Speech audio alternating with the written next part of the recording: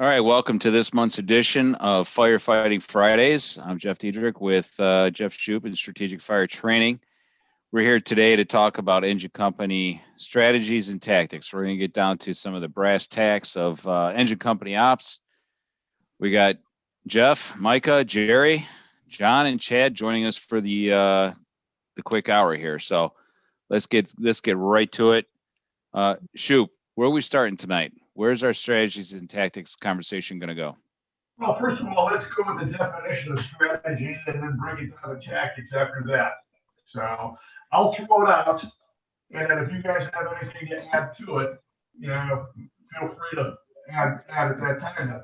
So practically everybody in the fire service goes through some kind of incident command class, whether you're in basic training and it's given to you there, or like what happened many years ago when incident command started being taught to the fire service, especially in the 80s and the 90s. And all these classes were coming out, and all these terms were coming out with it. So one of the things was that people were sometimes, I think, confused about what's the difference between a strategy and a tactic.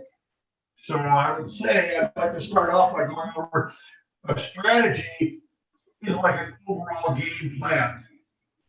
You sometimes listen to a football coach and he says, "Oh, our strategy was to do this, our strategy was to do that."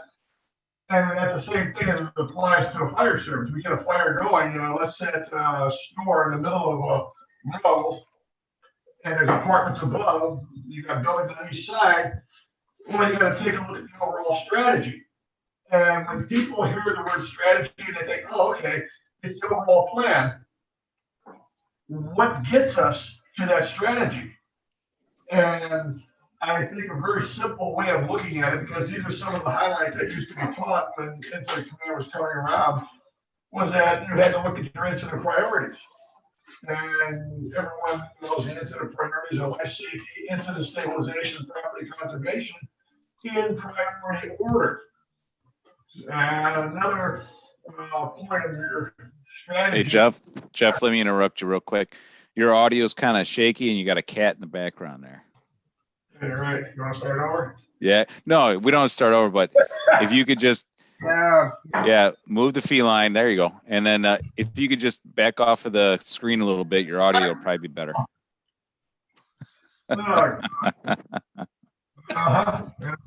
Yeah, if you could just, back off the screen a little bit, your audio would probably be better. If I can back off the screen a little bit. Okay. Yeah, if you could back up a little bit. Yeah. How's that? Much better. Much better. So you were at strategies and tactics, and how do we define them, and how do we define them, and what's the difference? Yeah, well, again, the definition of a strategy is the overall plan. So again, going back to what we said earlier about a fire in a store in the middle of the block, and it has buildings abutting each side, maybe apartments above and so forth. So you want to take a look at your incident priorities, those being life safety, incident stabilization, and property conservation. And one of the things that was always taught about those was that that's priority order. And along the way, we somehow had some problems with people understanding the incident priorities that, well, this is the way it is, and this is what we always think about, and this is the way the order is supposed to go. That is correct. But how do we satisfy one to maximize another? And this is one of those things that's come out in the fire service, especially in the last probably half a dozen years, about, well, what do? Do we go after the fire? Do we go after the rescue? Or do we go after the search? You might not even have a rescue. You don't even know if you got a rescue. And so one of the other things about developing a strategy is your size up. Now look, everybody got their own determination of what a size up is, but we always try to say your size up starts right now. Taking a look at the time, the weather conditions. Are you coming from home as a volunteer or a part-timer, or are you in a fire station tonight? And then after that, you take a look at your resources. Resources break down into three groupings, and that's your apparatus, your equipment, and your personnel. And depending on what your resource levels are when you arrive at the scene and what you have coming within a timely manner, that's what you are looking at. So you take a look at your incident priorities when you arrive. You take a look at your silent information, which is what you have going in, and then the resources. And in many cases, if your resources are low or if they're high, it doesn't matter, because what you have to do, though, especially if you're the officer running the show, is prioritize. Which of the incident priorities carries the most weight? Okay, what can we do to maximize one over the other? For example, it's like that hose line fire attack over going for the rescue, especially you only have 3 people arriving on an engine, and you don't know where people are. Maybe you think you've got people involved or so forth. So these are all things that help make up the strategy over the overall plan of the incident. Okay, so once we get that out of the way, the strategy, what we're going to do, okay, we're going after this fire offensively. That's the best thing we can do right now, is kill the fire. Well, then here comes the tactics. Tactics are the smaller steps taken to satisfy the strategic plan. So again, the tactics are what we do, and that, again, depending on the resource level that you have, can be prioritized. Let me stop you quick. So before the strategy, you had mentioned that the organization needs to be set up as far as like what is the intent or the mission of the organization. So if the organization is more focused on a grandeur picture of, let's say, accountability versus attacking a fire, that organization is going to show up and set up more of a clipboard type scenario versus everybody knows what has to happen in the next 5 minutes kind of scenario, where getting off the engine with your air pack on and your cylinder turned on and your mask ready to go but not on, stretching out the line to the drop point. Everybody understands the pump operator is breaking and filling the line. The nozzle man's bleeding it. The officer in charge, or the senior man, is taking a look, making sure he understands what we're up against. The line is filled, the masks go on, and the attack starts. Versus somebody looking to check boxes. So before the strategy is even identified, I think the organization needs to know what their purpose is going to be when they get to a building fire. And we've talked about this in the past at other classes where, if you're getting off the engine with axes and, pry bars and hooks versus water, then you have an organizational problem, not just a situational problem. And we've talked about that at length in all of our classes. So where should we really start? Is it setting up our organization towards our strategy, or do we really need to identify what we're supposed to be doing as a fire service? Jerry, you want to check in on us? Yeah, I think it's pretty easy. I mean, we're talking about engine company operations here, and the goal of the engine company is to get water in a fire. Now, the strategy and tactics for that will vary, as Jeff always says, by the situation. But as Jeff Diederich was saying, that the mission and the organization of the engine company is to get water on a fire as quickly as you can, and as decisively as you can. So I think, yeah, we're getting diluted with the clipboards and whatever else. I think there's one other part to this too, and that is there's a fine line between freelancing and having a mission. You have a mission, everybody knows what that mission is. And like Jeff Diederich said, the guy's got to come off and have their personal skills ready. They got to have their air pack on, they got to have the hood on, they got to have, whatever the PPE is. So that's got to happen, but they got to work as a unit, as an organization. And that's the engine company, and that's what we're talking about. Yeah, the tactics are supporting the strategy, as Jeff was saying, and the strategy needs to support what the organizational mission is. So where we end up losing, I guess, some people in the conversation is we don't always speak the same language, and we don't always have the same strategic plan because of the nature of our organizations. We have, big city operations that have, multiple companies arriving within the first several minutes. And then we also have the suburban, scenario where you may have one or two companies showing up. And then obviously the volunteers where it may be the first four guys for the next, 15 minutes or more. So I think that part of it needs to be, considered, that, as we've always said, it's circumstantial. It's, certainly regionally specific. It's your area specific. What are you dealing with in your hometown? And that part goes a long way with identifying your strategy. Where are we going next here, Jeff? We got the strategy figured out. We're an engine company. We need to put water on the fire. What's the next thing we're thinking of? I think we're doing a real good job here so far, because it's one thing segueing into the next, and that is your engine company needs to be organized.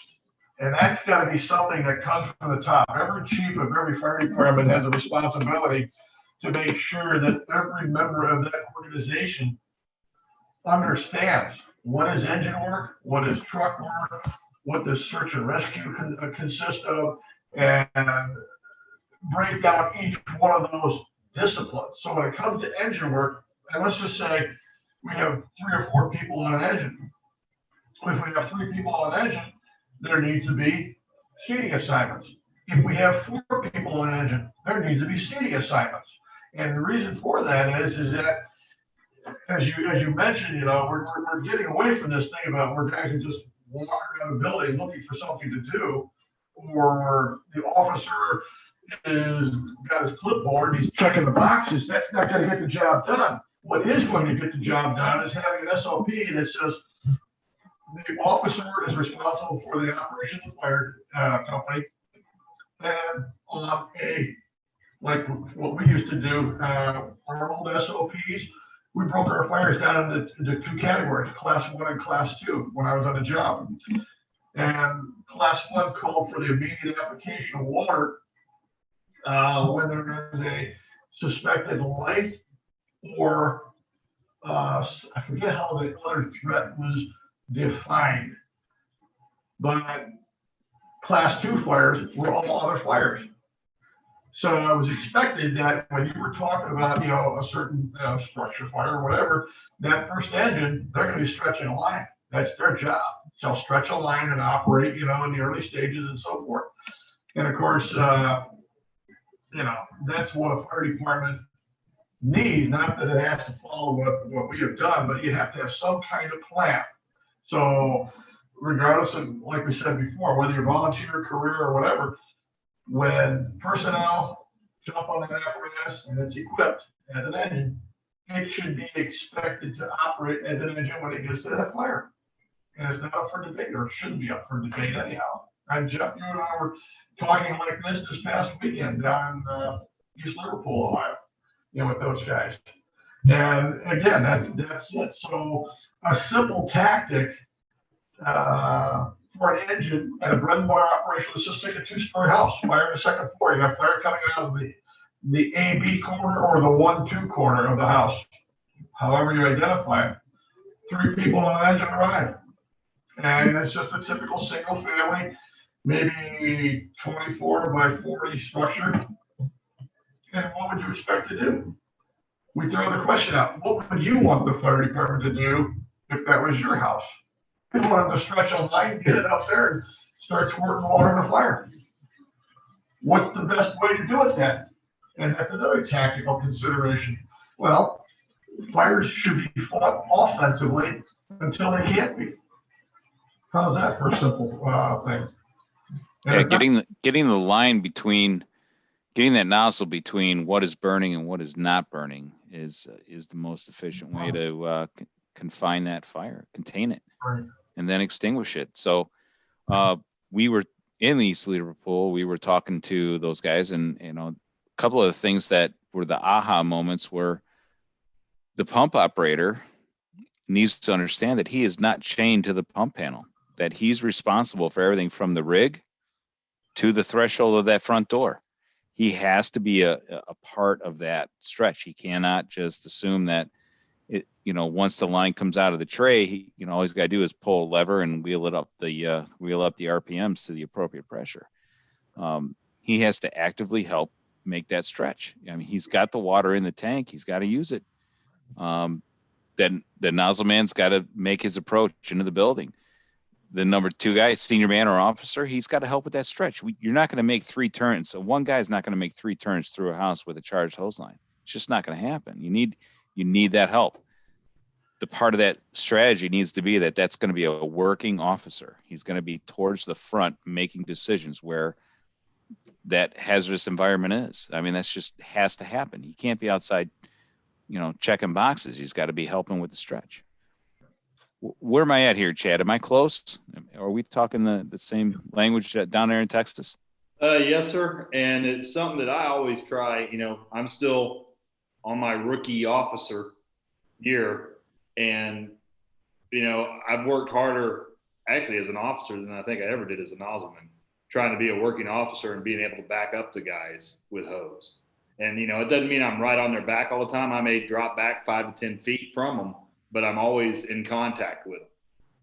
And I think, down here, small city, been having quite a bit of fires. We've done really well, but, it's really simple.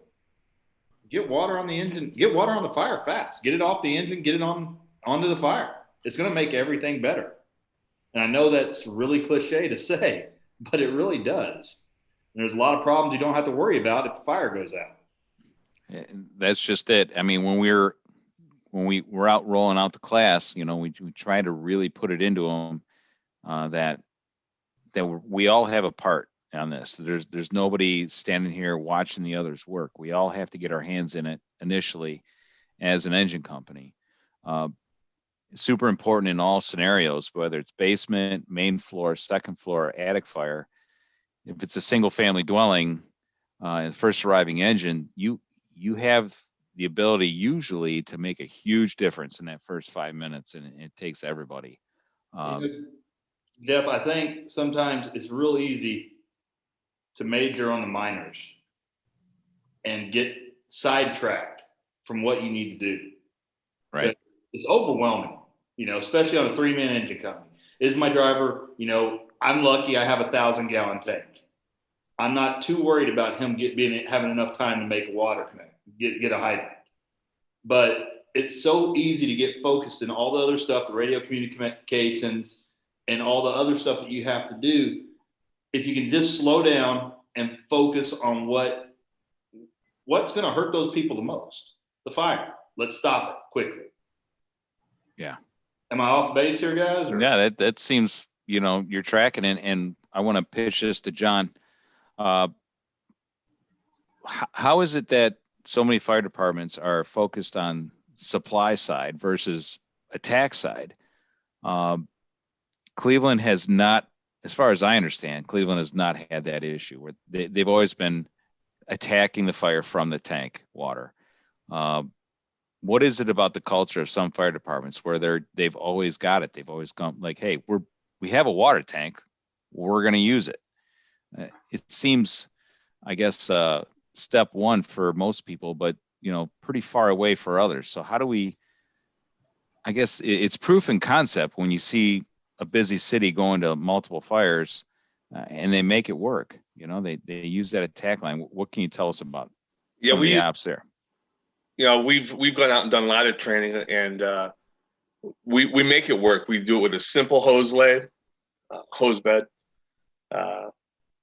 I don't know where the culture really comes from, Shupe, but it was there before I got there. That we're going to get water on that fire immediately.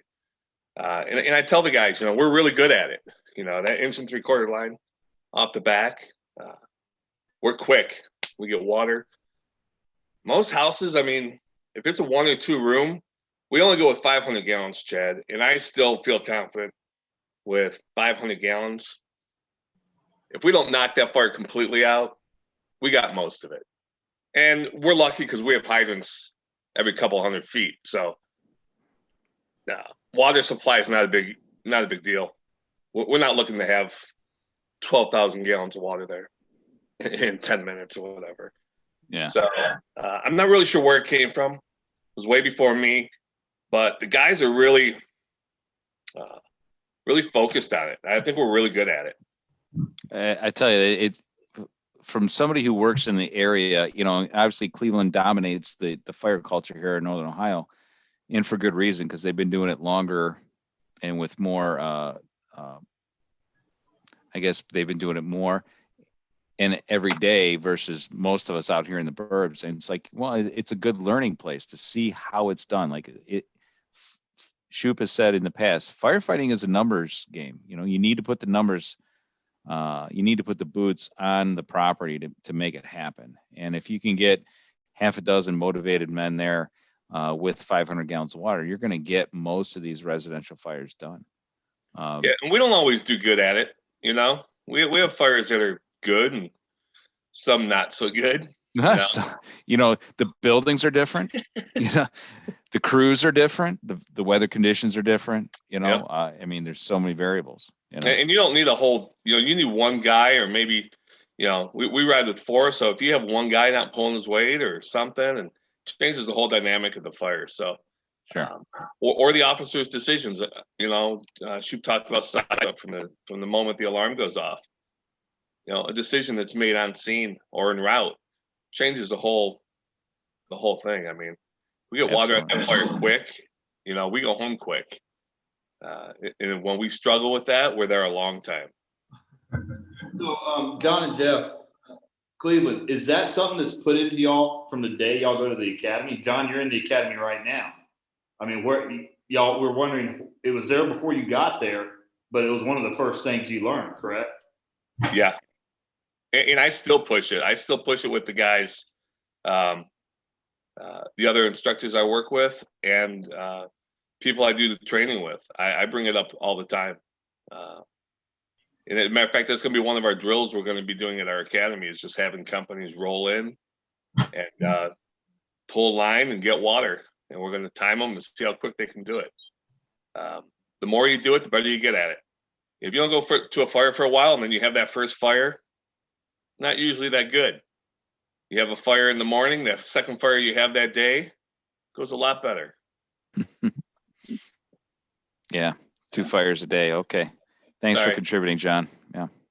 Well, Chad would like to mention that he is the only one actively fighting fire on this panel at the present moment. Thanks for throwing me under the bus there, John. Yeah, appreciate I'm going to that. say Diederich as well. So yeah, I'm still out there. Not doing much in these days, but feast or famine. All right, let's get back on track here. Shupe, you were we got off on the tangent here on the engine company with quick water. What are some of the other things that you want to hit with strategy and tactics on the engine company? A fire department needs to know approximately how many people are going to respond with that apparatus. Like we said, 3 or 4, or is it 2, or something, you know, of that nature. And taking a look, like Chad, you're carrying 1,000-gallon water tanks on your apparatus. If you, whatever your number of personnel is, you need to have your hose loads match that number of personnel. And also you have to look at your buildings and their setbacks and how big they are and where they might have to stretch. If you have some complicated hose load, I know we've said this many times in the past, keep it simple. Keep your hose load simple. Because if you don't, well, then it's a fire ground where you're going to find out that those hose loads don't work for you. So you guys all know what we push when we go out there, and it's just that simple. So there's things you have to look at: number of personnel, apparatus, water supply, like in the spacing of hydrants and so forth, your buildings. But take a look at that apparatus, make it user friendly. So yeah. on that note, sorry to interrupt, Jeff. On that note, we see fire trucks all over the place that aren't set up to attack fire. They're all set up to gather water, but there's no hoses set up to go in and put the fire out. And you talk about the culture of departments, that's going to be an issue. and saving any property. Right. But it's an interesting thing that you guys brought up a little bit ago about going in with your initial attack engine and operating off the tank. I ran into a situation one time, and the mentality of this area was that don't use that water tank water for the fire initially. In fact, don't use it if you don't have to. Get on a hydrant first and then start your attack line. And I says, why? What's the reason here? What's the logic? Well, if something happens to our supply line, we'll have a whole tank of water there to give to our guy. And I was like, wow. So yeah. Well, see, this is what you run into out there, So how do you go in and tell folks there's a simpler, easier method, and quickness of water, Jeff, like you brought up, quickness of water on the fire, is what made keep it a small fire, rather than waiting until you get the supply line and waiting to get your tank line. But you got that tank of water right there. There's 4 of us on this panel tonight who have been together in the past where we saw 2,500 gallon engines. You guys, yeah. And the amount of attack was, Jerry, yeah, you were there. There's 5 of us. There's 5 of us in this panel. 2,500 gallon water tanks on engines. And you had hardly any attack with. I think they had like a couple hundred feet of 2.5. And I really mean a couple hundred feet of 2.5. And then 2 200-foot cross lays. And that was it. And it was like, wow. Well, that's what you run across, Take all day to go through 2,500 gallons of water. Right. Yeah. Yeah. Right. With that hose complement, it would take all day. And I think that's probably what the mindset was, like we've got enough water here to run these hose lines for at least a half an hour, rather than considering we need a way to deliver this water to a fire within the next 10 minutes, versus a half an hour. But, that's what we say. Yeah. Well, some of the things that, strategies and tactics versus, with an engine company, obviously we're focused on water. One of the strategies that we need to consider or tactics is when we're on that investigation call, we get there, there's nothing showing. Maybe you're at a multiple dwelling. What is some sound tactics as an engine company when you show up, multiple dwelling, nothing showing, and we're going to investigate? So we're going to go in. What's the appropriate approach? I would vote for an officer and one from the tailboard with bringing in a water can, something with a utility rope, obviously a thermal imager, and maybe a hand tool or so, just to get in there and figure out what the heck is going on. And if you need to get going, you got your pump operator outside, maybe even another tailboarder to start a stretch if need be. Mike, I'm going to pitch it to you because you've had some experience in that suburban type department. You got 4 or 5 engines in the city coming in on Manhattan. How did you guys handle your investigation calls? Well, a lot of the times we were doing investigations, we're at the fraternities and those party homes. So we handle just how, as you mentioned it, whether it's a 3-man company or a 4-man company, we would show up in our full PPE, ready to fight fire in the event that smoke's showing on scene. And if it wasn't, we were mentally prepared in the event we turn the door open and we got smoke making down. So we would have a water can with us, a radio, and the 7 irons. And I liked how you mentioned a drop rope. So if you're going up a few flights, you can toss a rope out and call for a line and get the hose up there. So we'd handle those situations like that. And then the next 2 companies who are backing up, they would, we never use technical terms like staging. They would just show up on scene and ask us if we need something, or they'd stage at the hydrant. So they're ready to roll and drop a line if they need to. So it was a real simple wham bam thing back in Manhattan. Right, I get it. So that seems to be the standard. So get a couple guys in and take a look. The engine has to bring water, right? The engine has to bring water. And we're mentally prepared to start playing ball. So it wasn't just one of those lackadaisicals. And you run these calls, some companies would run them 8 to 10 times a day. And I'm sure by the 9th and 10th time, you're mentally exhausted, but Yeah, they'll catch you. I'll share one thing for me that has always stuck with me doing an investigation was to never go past 2 doors in smoke without having that engine company stretching the line. As an officer, you want to get in and you want to find out exactly what's going on, and you're in the investigation mode. And I found out, kind of not the hard way, but I did learn a lesson. Once you pass the second doorway in a smoke environment where you have to put a mask on, you could end up getting disorientated and or losing the direction of your crew. Don't go past 2 doors if you got a mask on without the line, is what I learned. Not the hard way, but I definitely had an experience where it made a difference where I'll never do it again. So for me, a tactic that I would give a young officer, if you're in an investigation and you're going down the hallway and you got to put a mask on because the smoke is that thick, and you make the entry door to the apartment, and then you go down further into the apartment, and now you're into the bedroom.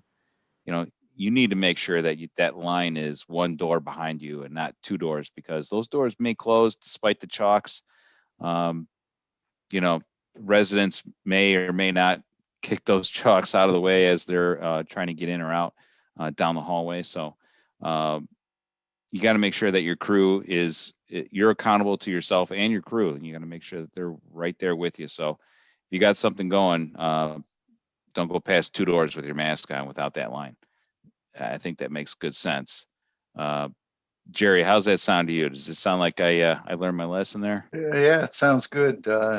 Something I was always taught was if you're looking for fire, you better have something with you to do something about the fire you just found, instead of going, holy crap, I found it. Because, Micah's guys are ready to go, but it's going to take some time to get that line in there. And if you've opened up, we did one a couple of months ago. It was in a modular house. And we've been having a problem with the bathroom ceiling fans. They short out and start a fire. And in a modular, there's about 21 inches between the ceiling of the first floor and the floor of the second floor. So we opened up around the fan, found active fire in there, and that 2.5 gallon extinguisher held it till the line got there. So I think that was one of my very last fires in Manhattan, where the fan overheated, dropped down, and caught the shitter on fire. And my fireman, he yelled out and goes, Cap, we got the shitters on fire. And sure enough, the can put out, of course, but it was on fire from the bathroom fan.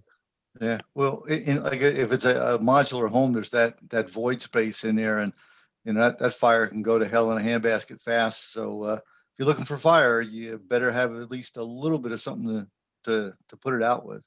Yeah, and hold it. And we all know that the can will work real well for that.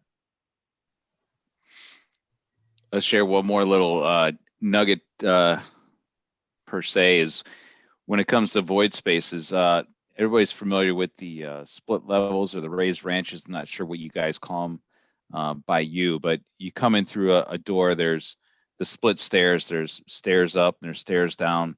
There's a living room in the lower level. There's a living room in the upper level. The kitchen's usually right across the hallway from the upstairs stairs. The hall the wall adjoining the kitchen to the other bedrooms is typically a larger void space, and it's all the pipe chases that connects everything into the basement. If you got anything going in those type homes, you got to get to that wall. That is a huge space where a lot of smoke, heat, and fire will gather, and it may not show itself until it's out the roof. So if I could share anything on that type of construction, I would suggest those split levels or raised ranches, get to that kitchen wall that's either up against the garage or it's up against the adjoining bedrooms. It's a good place for the pipe chases. Jeff, where are we going with specifics for you on this? Where do you want to take this conversation? Just to fine tune this thing with the hook and the can. Yeah, that's one of the things you want to look at the building and get an idea. For example, let's say you have nothing showing on arrival and you're in a mixed multiple, okay? And let's say it's a little restaurant or whatever. It's got 18-foot high ceilings. Why would you take a 6-foot hooker there? You see, so I guess what I'm saying, the can, yes, you need a can, but what good is that tool? It's just for show or ornamentation at that point. So this is the thing that needs to be understood, that, we talk about this stuff, having a complement with nothing showing, have a can, have a hook, but have a tool that can do the job. So Jerry, you were saying, yeah, what's that tool going to do when you find the fire? Well, in this case, nothing. It could be up in the ceiling that you guys are talking about with ceiling fans or whatever. We were down in Texas, Chad and I, and we went to lunch in this old restaurant. I'll bet you those are 20-foot high ceilings there. At least. It was called Yesterday's. It was a sandwich Yeah. shop in downtown Weatherford. Yeah. Yep. Yeah, no way with a 6-foot hook or 8-foot hook or even a 10-foot hook. So That building, if I remember correctly, it was really, really old. it was old and it was joisted. Yes. And so they did a thing. Yeah, I guess we're doing pretty good with that, understanding that when nothing's showing. Again, a lot of times it comes down to the fire department. For example, if we have an engine arrive and there's nothing showing, the next apparatus to arrive could be a truck. Truck should have someone on that truck assigned to be with the engine, if you have a truck crew, all right? And so that person assigned to the engine from that truck, that person should have his can and also a tool. It's like what happens when, in many cases, you watch some fire departments and how they operate. The first engine, the first truck gets there, the engine guys have their assignments, but the truck guys have their assignments. And you know how truck work is. One guy goes to the roof, one guy takes the floor above, one guy goes with his tools to do the opening up work for the line or the nozzle team. As the second truck gets there, those firefighters have people already assigned to those positions, those critical points in the fire building, and they support those guys who are already there. So you mentioned earlier about freelancing, and that's, or Jerry, you mentioned, I think, earlier about freelancing. No one should be freelancing on the fire ground. We know it's a bad thing to happen. Just running around gets nothing accomplished, okay? But to have a job assignment, and you got your walkie-talkie, this guy's got the roof, he's got a walkie-talkie. Hey, we got heavy smoke pushing out around the soil stack up here, command. Well, okay, good. That guy has a critical location on the roof to recognize that and transfers that information down to command. Everyone else should hear it also. So as the numbers of resources build up on your fire ground or your emergency scene, then you're able to have those people fortify those critical locations. Different are the engines who must be working together. We already talked about the officer position, the driver engineer, the nozzle man. And depending on the situation of the fire, how much fire, is it heavy fire? Do we need a second line or whatever? But it's critical that the first line has enough personnel to make sure it gets to the objective. And that's the other thing,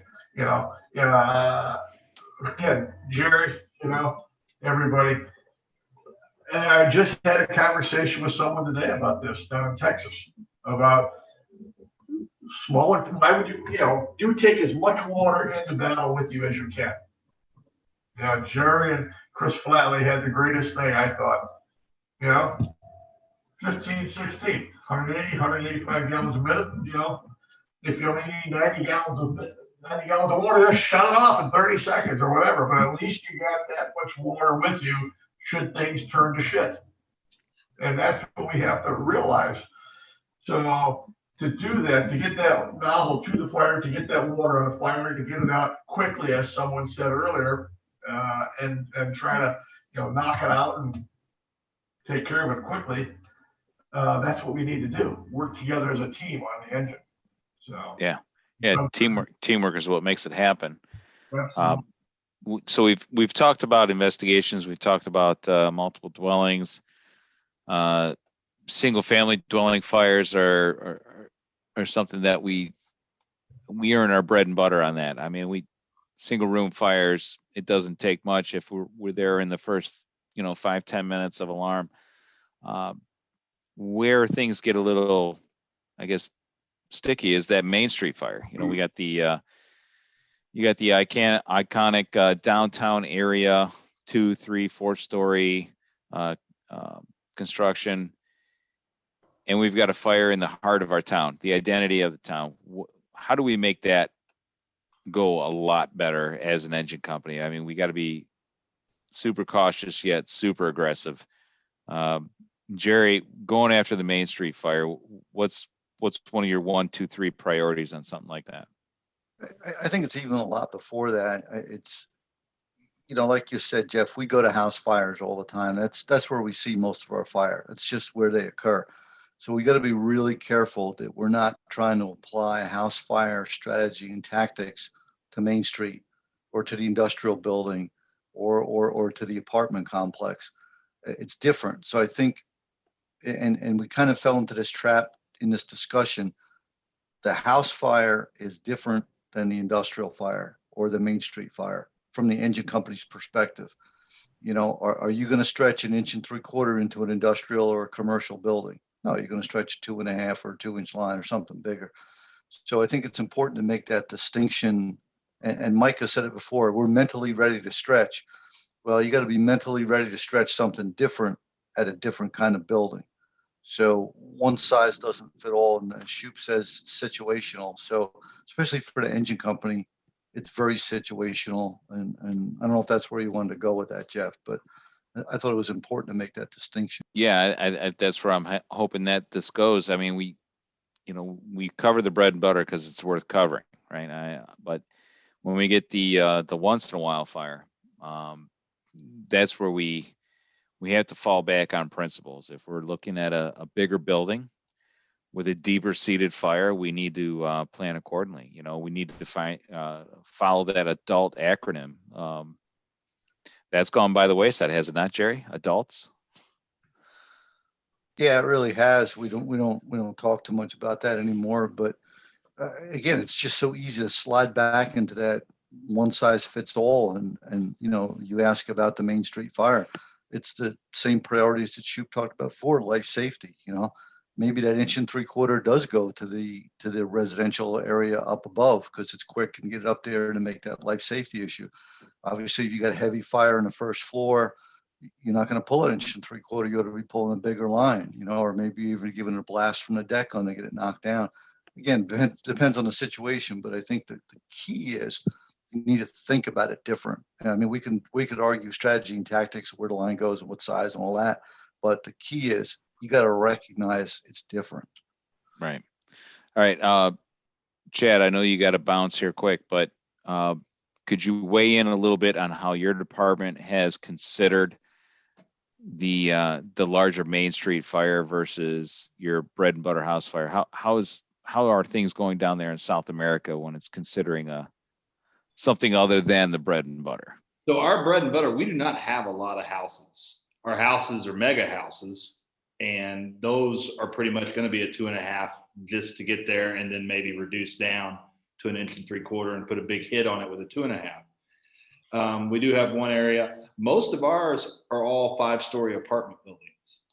And how we handle that, we had one a couple of weeks ago. I think I sent y'all a picture of that. It was through the roof when the guys got there, and they did 2.5s to the top floor, and it still wasn't enough. It was above them. It had gotten going, and no one called it in. And I guess I think what they said, it's still under investigation, but I mean, it was big. And, I sat there and said, man, I don't even know if we'd have taken 2 Rams up to the 4th floor to get 500 gallons apiece under that. It would have been big enough. So, I mean, those mixed multiples that y'all are talking about, that's our bread and butter. That's where we have to make a difference, and that's where we have to go fast. Y'all were talking about the water can.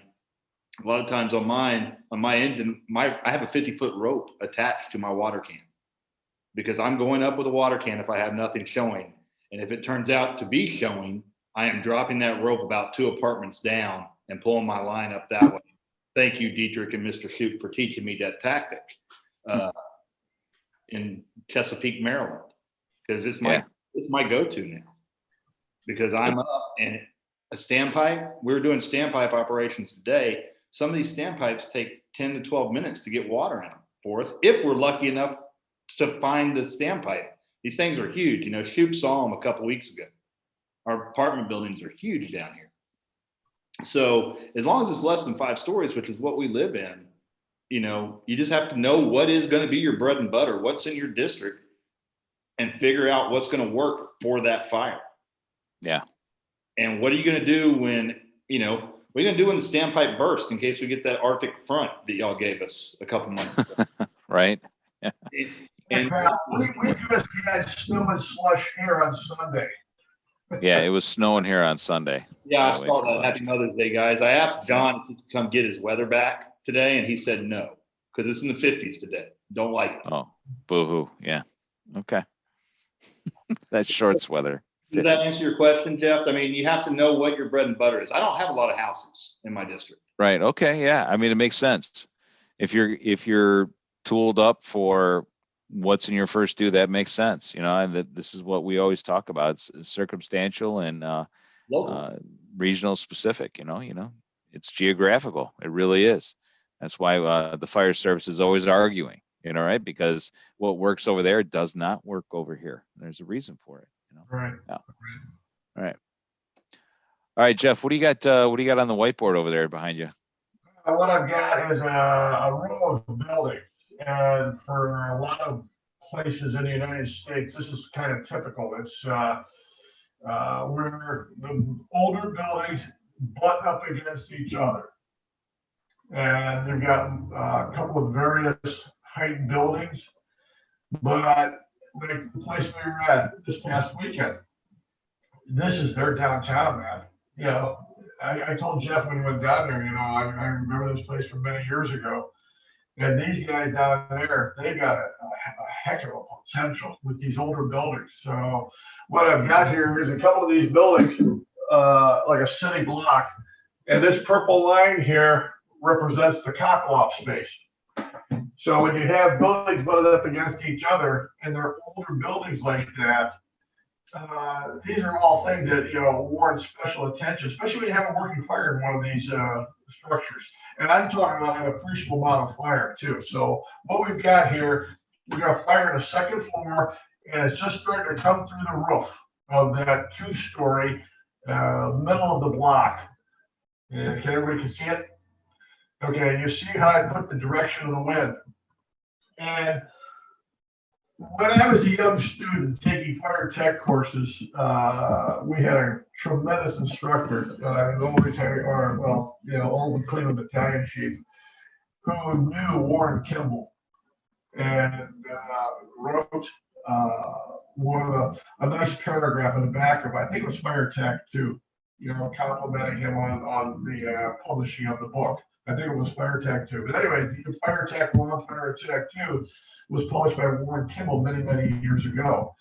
Warren Kimball would take situations like this, draw them out, and then he would go over things like where the engines should be placed, where trucks should be placed, ladders, where they should be thrown to, what wind is and things like that, water supply, based on the volume of the building. You know, it's almost like developing a fire flow requirement for that particular fire. You need more sides of the lines to be used and things like that. This was tremendous learning, you know, about these types of situations. Warren Kimball also was like the guy who set up the template for the American Fire Service. You know, if you take a look at his books, he would take a city of maybe, let's just say 75, 85,000 people and plot a certain number of fire stations for that city in its population, number of companies, staffing. He had all kinds of staffing and formulas and things like that, depending on how many hours a week firefighters were working and things like that. So anyways, I've used that. And this chief instructor that we had when I was taking fire tech courses back in the early 70s, mid 70s, Chief Ross, he would throw these problems at us. And it was the neatest thing because, like I said, he knew Warren Kimball and so forth, and he used his material in his books. And so you take a look at that.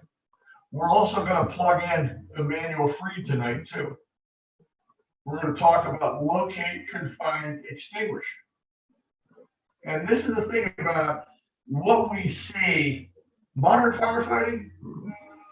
Let's go back several decades to when these people were teaching you about the front, rear, both sides, top and bottom, and how to locate a fire, confine it, and what to expect based on construction, fire conditions, your resources. Again, it goes right back to what we're talking about with strategies tonight and tactics that we have to employ. So if you take a look at this fire, so we have fire in these two suites right here. Let me see if I can get some fire back up there. Okay. Question, and there would be a bank of questions that you would have to answer and why you did that this way. What do you see? Fire in two windows and just popping through the roof and taking a look at their environmental concerns like the direction of the wind. Where's your initial attack line go? Or what is your initial strategy? Let's just say these are mercantile on the first floor, apartments above. Right. So we have to know, in our first due, how do we access the second floor? Are those stairway doorways in the front or are they in the back?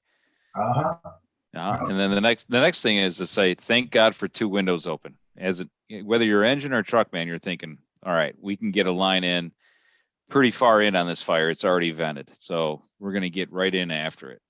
Mm-hmm. Okay. And what size line?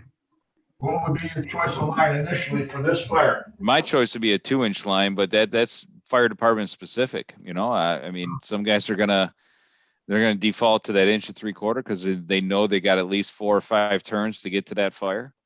Others are going to want to go with a bigger line. I would love to have the 2-inch line with an 1.16 tip on this one. Absolutely, especially what we saw this weekend and what Chad was doing with it today and yesterday. And it just proves itself. Take as much water with you into battle as you can. If you have fire in two windows and it's coming through the roof, you've got yourself a fire in the cockloft. Which way does it go? That way, this way, or that way? Once it's in the cockloft, it's a son of a gun to get hold of. Okay, right. There we go. We're talking about engine work, and we're talking about engine work and firefighting complemented by truck work.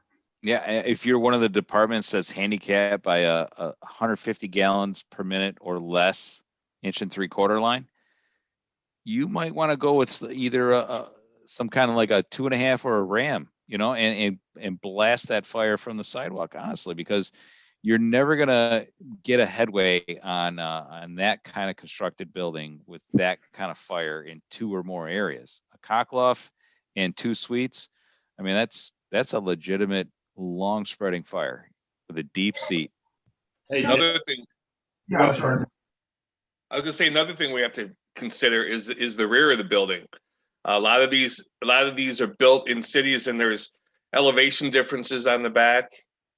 You're gonna have. I know how much we love 360s, but you're gonna have a difficult time doing a 360 unless you pre-plan this building and engine 2 is automatically going to the rear of the building. Did you think that far ahead? I don't know. So you have all these other considerations to take into account too. I think John brought up a great point there about the 360.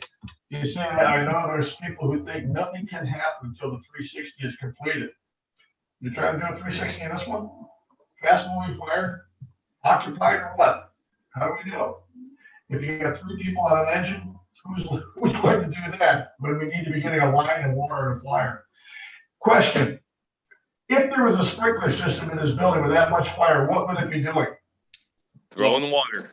Then why would we wait to pull the line to deliver water in this fire when there is no sprinkler system?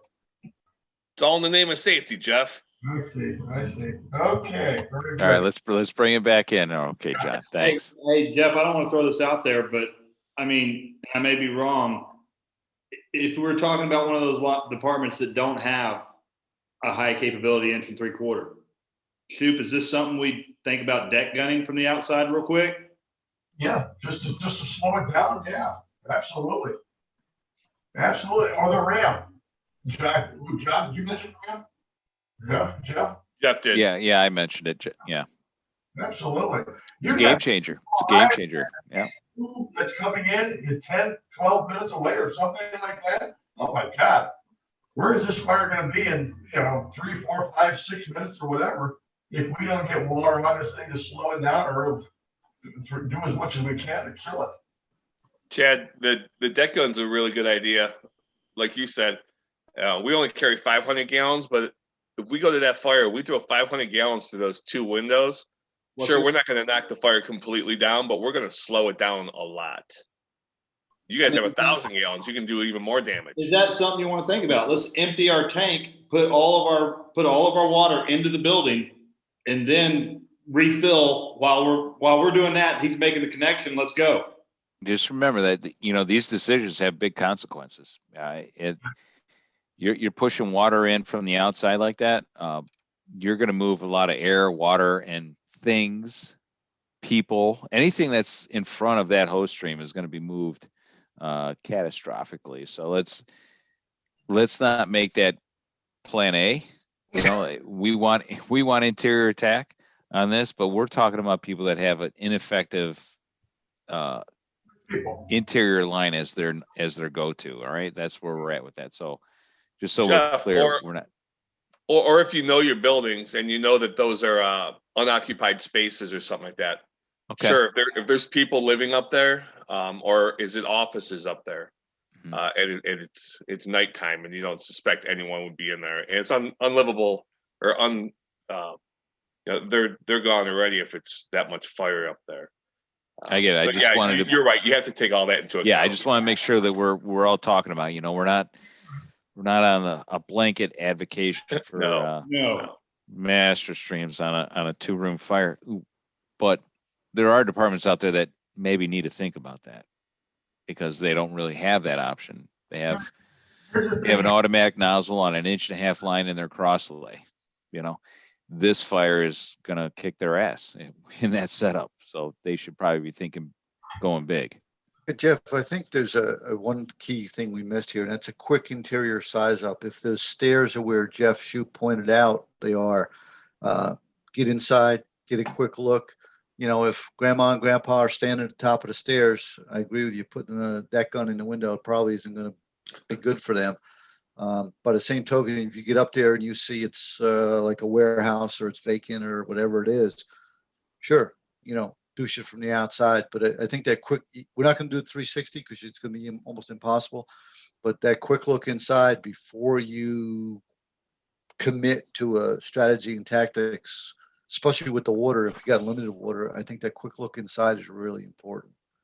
Yeah, that's one of the lost arts. I mean, Jeff has talked about the combat engineer on the ladder company, and certainly this would be one of those incidents where that experienced truckman would get a quick look and really make a good decision for us and add some great information to that attacking crew. Mm-hmm. If you're that first arriving officer, I mean, you have to get to the forward area to get that information. Yeah, for sure. And it may be worth delaying your attack 30 seconds to be sure you're doing what you really want to do. Like that makes sense. Yeah, described, because there's positive and negatives on each side, and you want to be sure you're on the positive side. Yeah. So much of it. Go ahead, Jeff. I mean, the environmental concern here is the wind blowing the fire into the top floor of the building on the number 2 sign or the letter B sign, whatever you want to call it. Okay. Right. And the other thing is, in these buildings, when they were built, in many cases in the past, the floor joists from one building were butted into the party wall of the building next door. So it's very easy for fire to be traveling from one building to the other horizontally. You know, like in this case, you've got a concern about the fire coming up here, getting into this area right here quickly, and then possibly getting into the cockle up there also. And so this is really, you know, this is the fire, you know, again, we talk about things, but you know, what's the quick fix here? And there is no quick fix, because this fire's already got a good seat going, got a good body of fire working and so forth. And even if the wind's only 3 or 4 miles an hour, which doesn't sound like much, it's just enough to force that fire into the top floor of that exposure building. Sure. Now, the other thing is too, we talked earlier about tactical consideration of our engines, setting our engines up to be user friendly. We talked about the engines that we saw where they don't have enough hose lines. We brought this up in previous barn talk with the wakeboard. We were dealing with fires on floors 1, 2, and 3. How much hose is going to be required to get into this place? Yeah. You're talking, by the time the third line goes out, you're 600-700 feet of hose, easy. Yeah. So take a look at your hose loads. If your department is one that runs with only cross lanes of 200 foot in each one, and you have no extra bed of 1 3/4, well then you're behind the 8 ball right now. And what else can you do? And how many personnel do you have to stretch additional lines to other points? Or are we relying on other engines to come in? And again, like we found out the other day, we talked about a fire department that has one engine going to fire, second engine comes from mutual aid, third engine comes from mutual aid, fourth engine comes from mutual aid. Are they able to operate as one department? Or are we talking different hose lines, different ideas on pump pressures, different nozzles and things like that? You know, it's a real concern for us in a situation like this.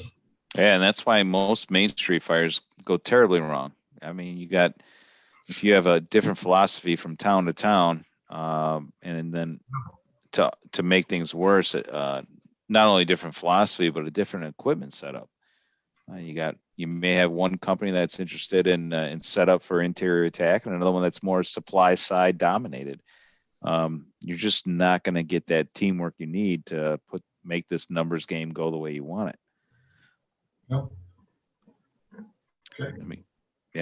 I mean, recently there was a pretty decent Main Street fire in a northern Ohio town in Elyria, and they had mutual aid companies coming in from all over the county. But the reason why it went fairly well was a lot of the mutual aid companies had a similar philosophy. They had what they knew, they were speaking the same language. When they were, a mutual aid company was told to get a line across the alley to the 3rd floor to deploy a line from a higher area of attack, there was no confusion there. It was like, okay, this is what we need to do. And it happens. That only comes with long-term approach of culture, a long-term approach of sharing with each other and willing to work with each other, and then setting up the equipment to make that happen. So yeah, this Main Street fire is a nightmare for just about all of us out here in the burbs because of that dynamic. We don't, how are our neighbors going to react when we ask them to do something versus a larger city operation where that if engine 5 is first on the scene and the next 3 engines come in and like, hey, we need to get lines in this building, that floor, and it just happens because they're sharing the common ground of training and philosophy. So where do we go with that? I mean, how do we approach this with our neighboring communities? Oh. Do we tell them, if you're coming out of town, you got to be willing to play the rules of our sandbox, or as an engine company, what can we do?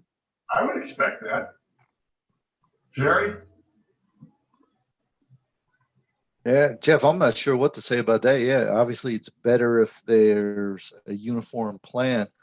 I remember back in the late 70s, we took a trip to England to across the Jolly Pond there, and all of the rigs in the cities are set up the same, and all of the I forget what they call the volunteers.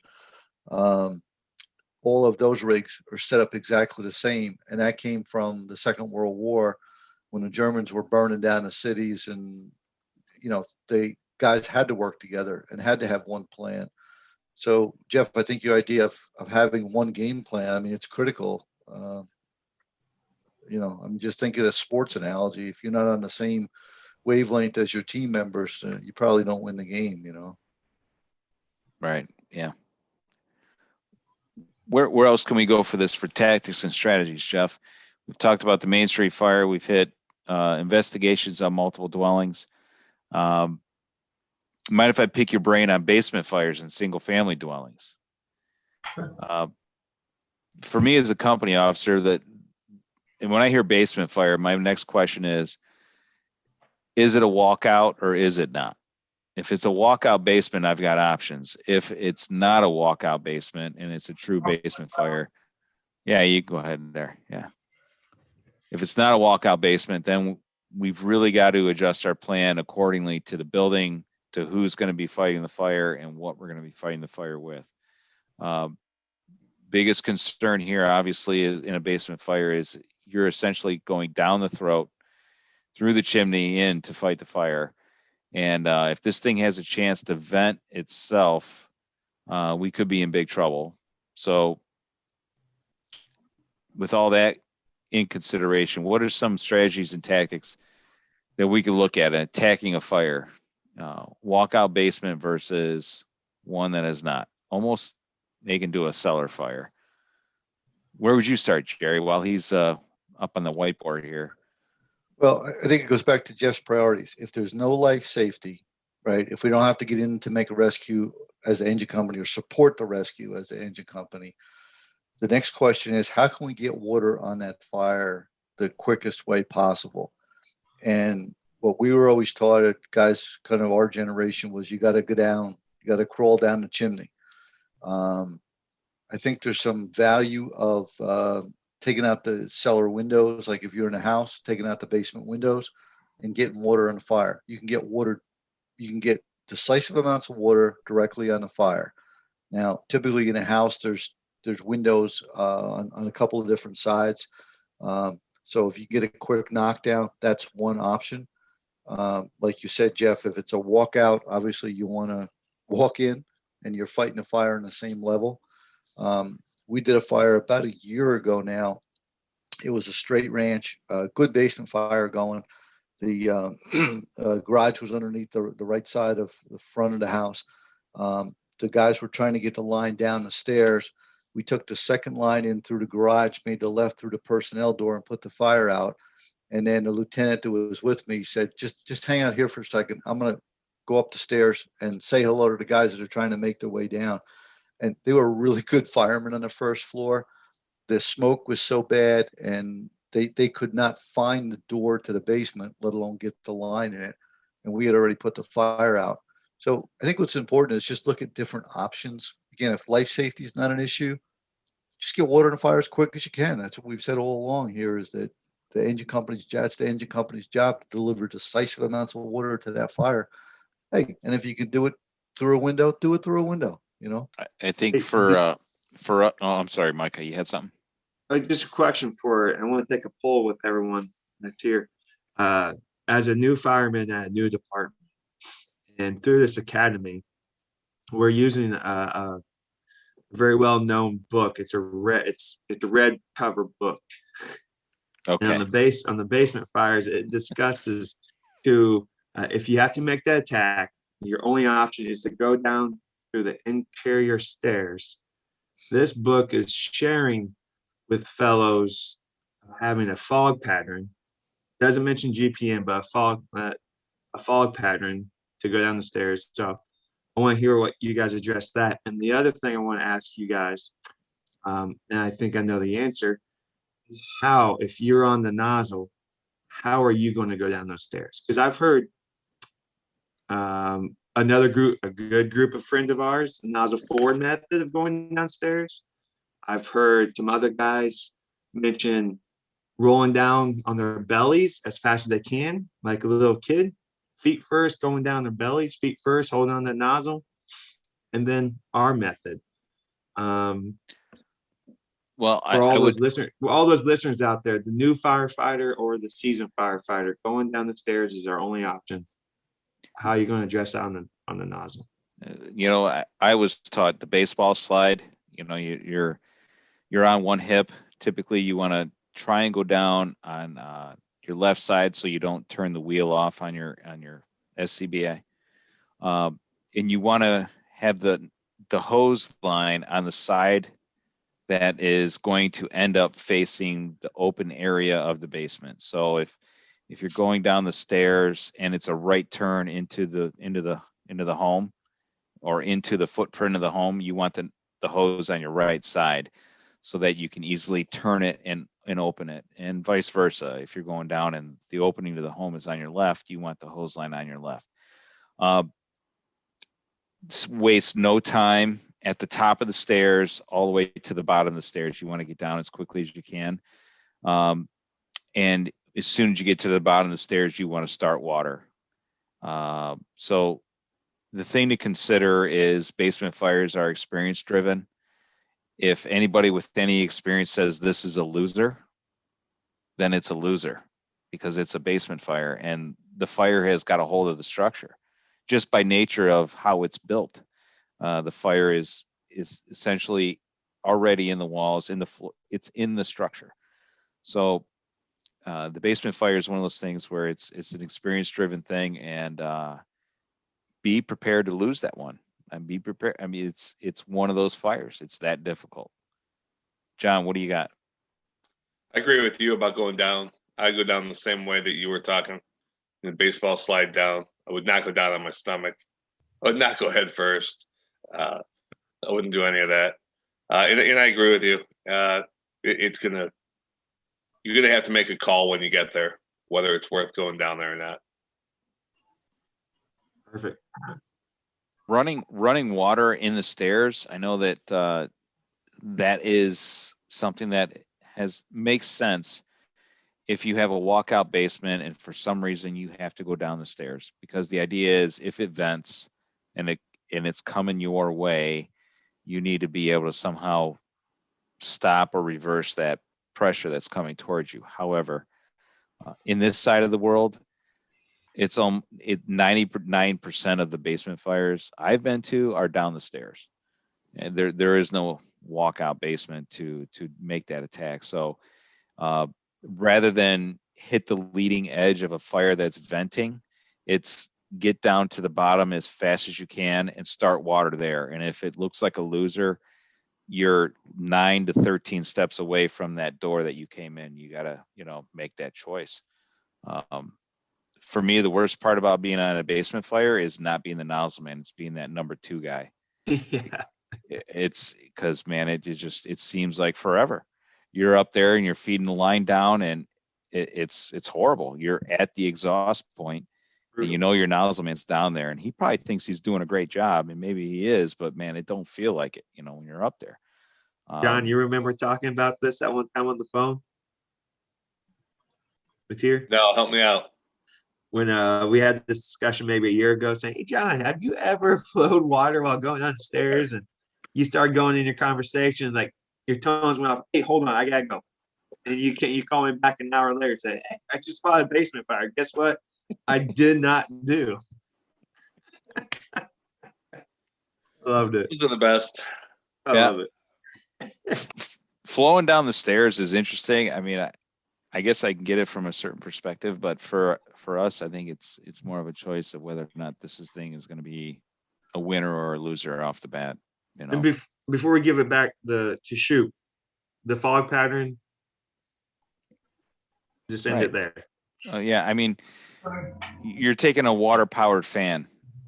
That's what you're doing. You're pressurizing the area as you're going in. So is that good? Well, it depends. does that pressure have a place to go? Does it, is there an opening for all that steam and pressure to go?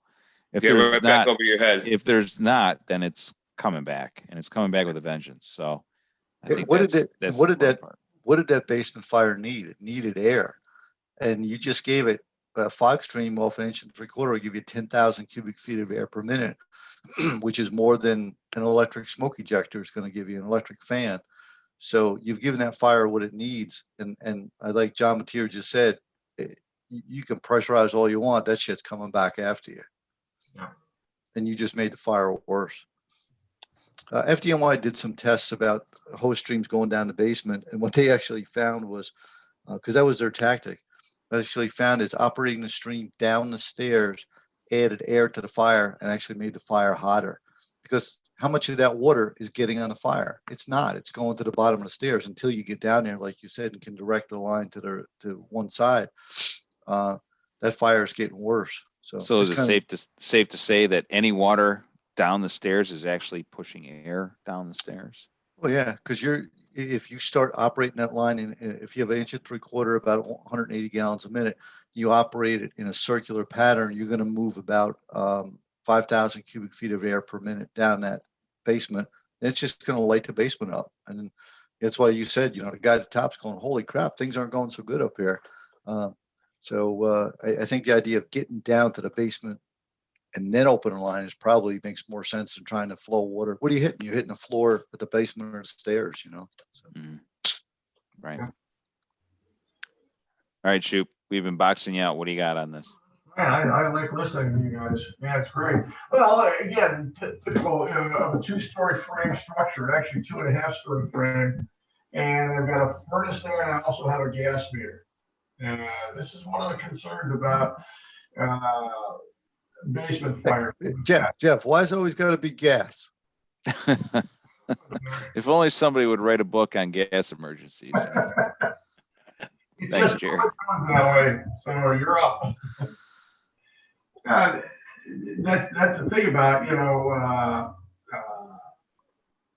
natural gas. If you have a low pressure system, if you're in an older city, older town, and so forth, generally finding gas meters in the basements, and they're usually on the front wall, the front wall of the basement that runs parallel to the street, because it was only the shortest run for the plumbers to make that hookup from the street to that meter inside the basement wall. And of course, that's according to plan. 30, 40, 50, 60 years later, somebody buys a rental property and starts changing the plumbing around and so forth, moves the gas meter back alongside the wall. Nobody knows about it. And then this place has a fire, and you're coming down the stairs, and there's a fire behind you. And as you say, you're opening up, and this thing is miserable. And as you're going down the stairs, this fire is coming across the basement, and it wants to vent upwards through the chimney being the stairs. And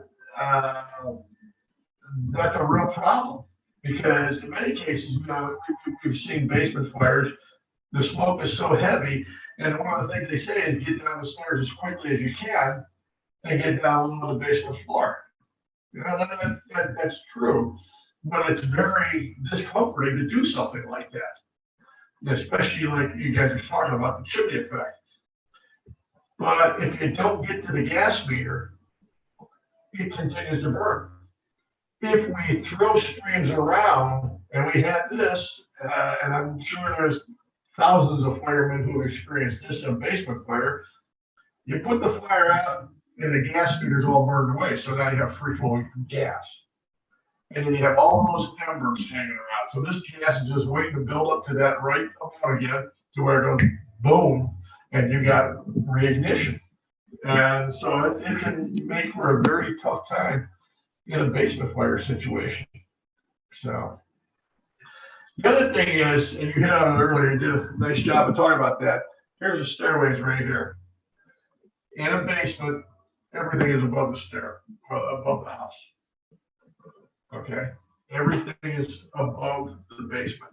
So if the fire starts down there, the whole house is exposed vertically. Okay. Well, the stairway coming out of the basement, generally, as you know, they stack the stairs on top. That's an old construction tactic right there. Okay. First floor to second floor, whatever, and so forth. So there's a ready-made vertical artery for fire to travel.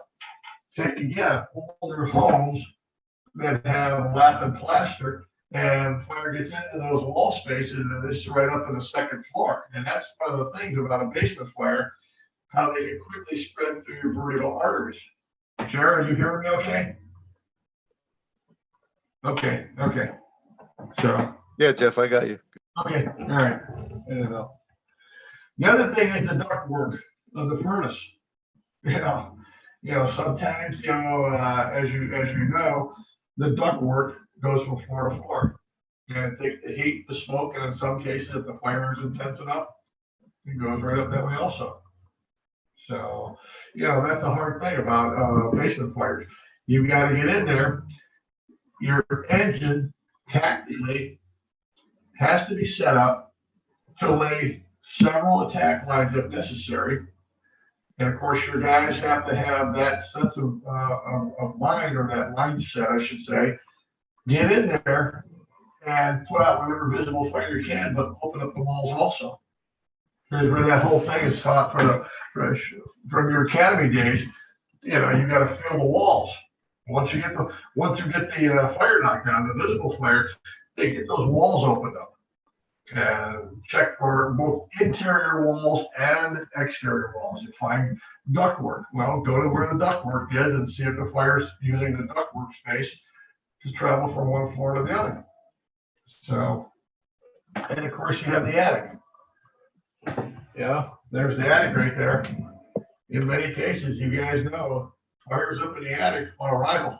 It's just waiting to go bang. And that's why ventilation of the attic in a fire like this is so critical, because if the fire is in the walls and it's in the attic, we need to open up that attic. This is something we talked about on the barn talk before. Yeah.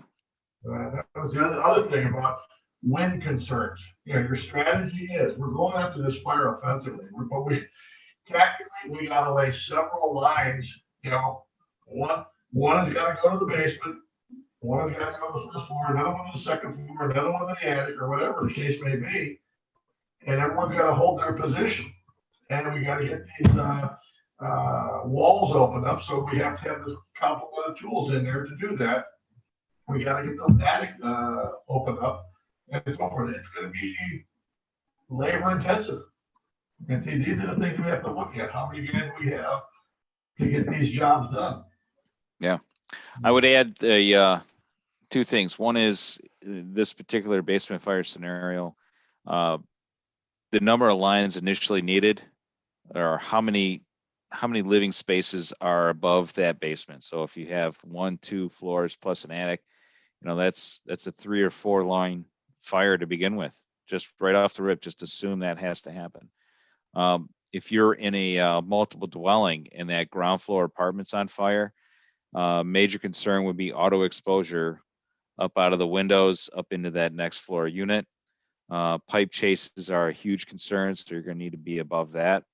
And if we get into the Main Street scenario, now we're in a whole nother animal, because we have shared basements, shared spaces for utilities.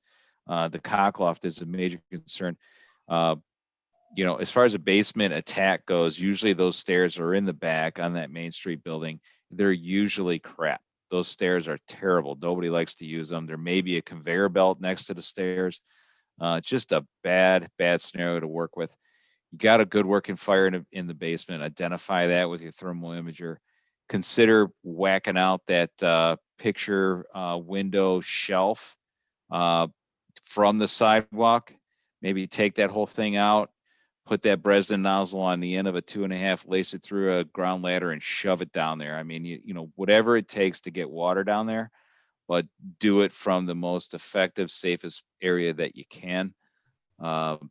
Nothing you want to mess around with being in those Main Street fires in the basement. Bad news, really bad news.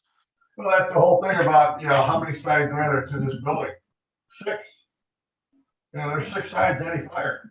You're talking about a Main Street basement fire? In many cases, the access to the basement is through a trap door in the rear. And you've got to take a line in, and one of the old tactics was, we're going to take a line in from the front door through the store area and find this trap door and then get the line down there and go after the fire. It was like, are we kidding ourselves in some cases? Because look at what we got here. And when you get back there, the smoke's so heavy, you can't find this trap door. And of course, we're losing it and guys are backing out. Well, now you got to back out all that space when we probably should have gone to the back of the building and started from there on the back side. Yeah. And let's say there's 6 sides to a fire. Let's find out about that stuff first. So. Unless it's in your favorite bar and you know exactly where that trap door is, I would suggest you do the best you can. John, if you're at the Pride of Aaron at 123rd and Lorraine, that trap door is the street side of the bar. All right. Jimmy will be there. Just ask him to move out of the way. It's north side of the bar, right there at the street. That's your bar, Jeff. Yeah, if you can't miss it, it'll be right there. Hey, Shupe, you talk about those buildings. That's exactly what we had in Levin's area, right down Broadway. They all had the trap doors. They all had interconnected basements. It was like a labyrinth down there. You got lost going down there during the day. Couldn't imagine having a fire down there. It'd be a death trap for firemen down there. Haven't we said before, your lifeline is your hose line, especially in those conditions? Oh, yeah. It has to work together. And by the way, that's a good point you are bringing up. So we have, let's say, the initial line is laid out by the first new company. They're going to take their line down there. Here comes the second new company. And here comes the third new company, or guys in a truck or whatever. And have you ever noticed there's a lack of control? And that's a boss's responsibility, unfortunately, that you've got to stop these other guys from pushing that line in. Again, like we talk about training guys on hose lines, you feed the line as a nozzle team or an attack team calls for more line. But these guys who are way behind you, they're pushing that line in, get in there, come on, guys. And you might be lost, you might be burning up in some cases. You're way the hell ahead of those guys back there in the doorway. That's a discipline issue. That's a safety issue too. Yeah. My boss says stop, we'll call for a line when we need it. You guys get rid of it. Feed it, that's necessary, and that's that. So, but anyway. All right, one more quick one before we're pushing time pretty far here tonight, but let me get one more thing in tactics wise for the engine company. Attic fires, single family dwelling attic fires. I want to just trying to point out, like, depending on your first due, are you dealing with balloon frame, platform, ranch houses versus those big Queen Anne's, whatever the case is, have a plan for that attic fire. Know how to access that attic fire. In those big older homes, typically that hidden stairways in the closet of one of those A-side bedrooms. In your ranch house, look for that big vent that's in the main hallway down in the bedrooms. A standard platform house, getting into the attic, it could vary. Micah, since you're currently living in an attic, what would you say is the best way in the attic in your end of the country?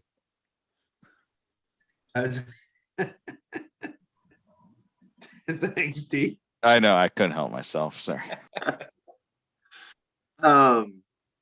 Exactly everything you just mentioned is, I was picturing all the homes I've been in, looking for the attic, the crawl space. You've highlighted every single one when it comes to residentials. It becomes more complicated in those homes that have been altered in terms of going from a single family dwelling to a multiple family dwelling. Moving the walls a little bit, then you're like, I would have never guessed attics in this spot. So those are some of the things that we've ran into. Jerry, you weighing in?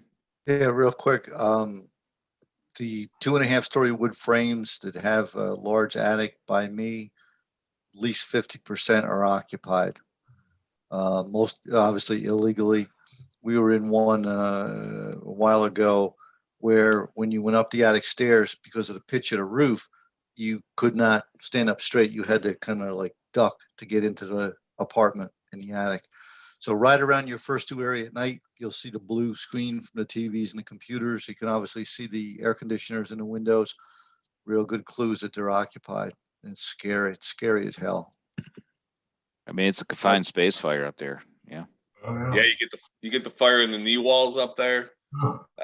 You might go up there. It might be summer. It's hot upstairs, and you're like, oh yeah, it's just warm up here. And then you open a wall, and it's coming right after you. You know, it's all been hidden behind you, and you're in a world of hurt, especially if you don't go up there with your proper tools. I think if we're as an engine company making an attack on a fire where we think it might be extended to the attic, assume it is. Yeah. And when you make entry into that attic, assume that your stream is not going to hit the seat of the fire in the attic. I mean, they're packed with, it's a storage area, so it's packed with everything. And then the other is, like you said, there's knee walls. There'll be the cripples that'll go across the rafters. So you got that extra space at the peak, and it's difficult to get water into on an attic fire. It's hard work. I mean, it's slow and methodical, and you're going to need everything from a tick to a decent smoothbore stream to make that happen. Jeff, what are you thinking there? Yeah, this is something that Pressler and I, Bob Pressler and I talked about one night when we were doing a senior man show. Jeff Rothweiler had a fire in an attic, and the wind was blowing very hard against the face of the building, and the attic was completely involved. And he says, what would you guys have suggested for that? And the stairway, let's just say it's like this. Okay, the wind is in that direction. Okay, can everybody see that over there? No, move your computer a little bit. There you go. Okay, so this being completely involved, and here's the attic steps in the back, right alongside the chimney, the outside wall of the house. Here's your overhang, your roof. And the thing you don't want to do back here when you have a wind-driven fire and a heavily involved attic is open that door right there. You want what's going to happen, right? You're going to have a wind-driven fire, and what doesn't go out that little window here, okay, let's take a look at it, all right? It's going to come down here like a blowtorch, and that's how we're going to burn fire. Okay? And this is interesting because we were talking about you need to get over into the front of the house here, and that's where I was saying we got to go out by the knee walls. Okay, let's go over here. Okay, there's the knee walls. But if it's an unfinished attic, here's the other concern. Okay, and Bob Pressler was pointing this out. You guys, Jeff, you were talking about the attics or storage spaces. Most people have in an unfinished attic boards up here, right? Right. They won't finish the whole floor. They'll throw some planking down. And that's Right. about it. And over by the soffit area, it's just open, right? Sure. Right. Insulation on either side. Okay. So what we got to do is get water up in this area, right here, and right here, and right here. So we need guys with tools to punch up in this area right here and introduce water from there. So you need to go towards the outside walls of the second floor bedrooms. Exactly. Pull the ceilings there for water entry into the attic. Yep. Gotcha. Again, that was a wind-driven situation.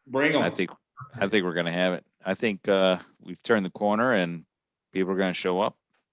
So if you haven't gotten to sign up for FDIC, please sign up, take our class. Hope you'll have a good time. I promise you You'll have a good time. You'll be doing a lot. You will be soaking wet. I promise that. And if Jeff, I'm sure you mentioned it. If there's anything we needed to go over, a tactic that we didn't cover, or a type of fire, please email us or message us on Facebook, and we'll get it answered. Yeah, there's plenty more. We can go on and on, but it's time to pull the plug on this one, and we'll catch up on the next one. Yep. All right, folks. So that's it for this month. Thanks for tuning in. Firefighting Fridays with Strategic Fire Training. Thank you, Fire Engineering, for giving us this venue to get the word out. And for all things engine, we're Strategic Fire Training. Take care. Bye, guys. So you guys.